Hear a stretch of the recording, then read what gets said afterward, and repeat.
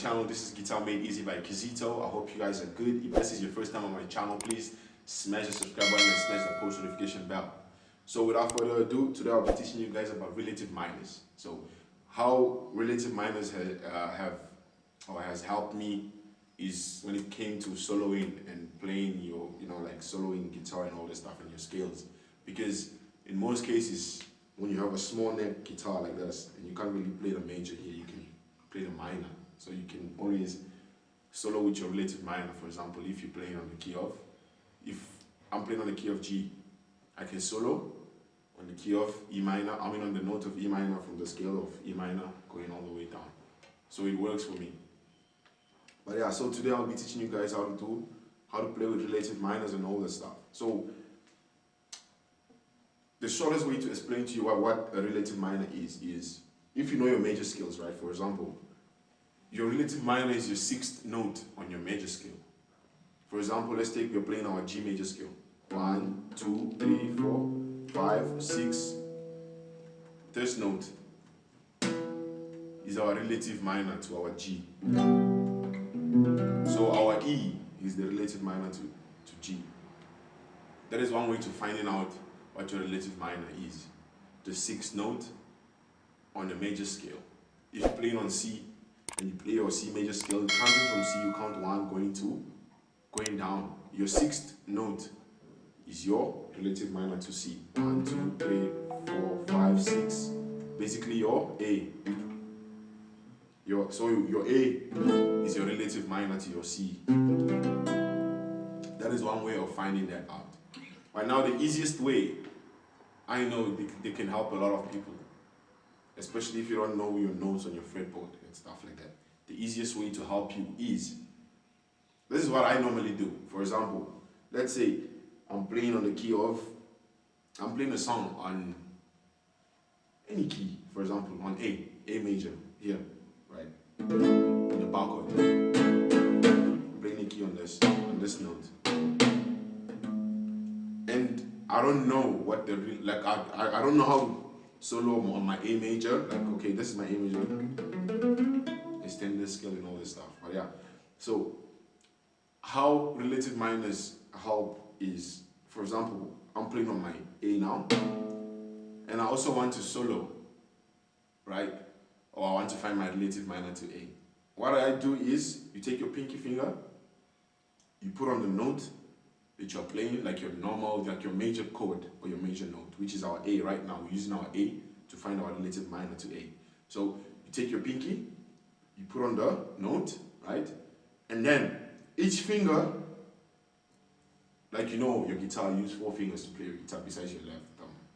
You use 4 fingers, right? So you take your pinky, which is your 4th finger, you put it on the note that is your major, right? And then you take your 3rd finger, you put it on the next fret going down. Take this one, put it on the next fret going down. With your 1st finger, put it on the last, on its own fret. The fret that your index finger is on, that is your relative minor. I'll repeat again. Take your pinky, put it on the note that you want to find the relative minor to. The 3rd finger has its own fret, you put it there. Your 2nd finger has its own fret, your index finger has its own fret. So the fret that your index finger is on, the note that is on that same string, that is your relative minor. So in this case, our relative minor to A is our F sharp. So it's going to be our F sharp minor. That's the relative minor to your A. So even if you're playing an A chord or you're playing on the key of A, you can solo with your A with your F sharp minor and it will still A, F sharp minor, C, A. So that is how I do it. I will do another one and then you can try this out and see if you get far with it. Okay, let me try another one. Let's try D now, right? Or let's try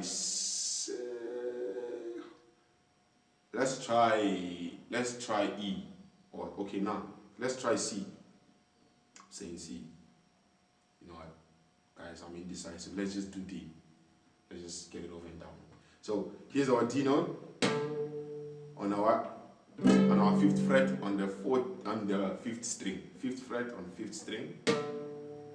That's where our D is, right? So what we do is we take our pinky, our 4th finger, we put it on the D note, right? So we're looking for the relative minor to our D major, right? So now we take the 3rd finger, put it on its own fret on the same string, on our 5th string. Take our 2nd finger, put it on its own fret on the same 5th string, and then we'll take our index finger, we put it on the same string but on its own fret. So we remove everything else. The note or the string that, not the string, the fret, like the same string but the fret that the finger is on, our index finger is on, is our relative minor to D minor, to D major, sorry. In this case, it's our B.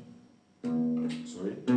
So our B is our relative minor. So if you play the B minor and play our D, they go hand in hand. So if you were to play a song on D, right, and solo on your B minor scale or your B minor pentatonic scale, it will sound perfect. That is how relative minors help me. I hope you guys figured out the formula. The formula is take your pinky, put it on the note that you want to find the relative minor of, and then each finger has its own fret. The fret that your index finger is on the same string as everyone else, that is the note that is the relative minor to the note that you started with on your pinky. That is how it works. Either you do that or you just play the scale, your major scale, to the note that you want to find the relative minor to. Your 6th note is your relative minor. So those are 2 ways in finding your relative minor. Right? I hope this video helped you guys. If it did, please subscribe, smash the post notification bell.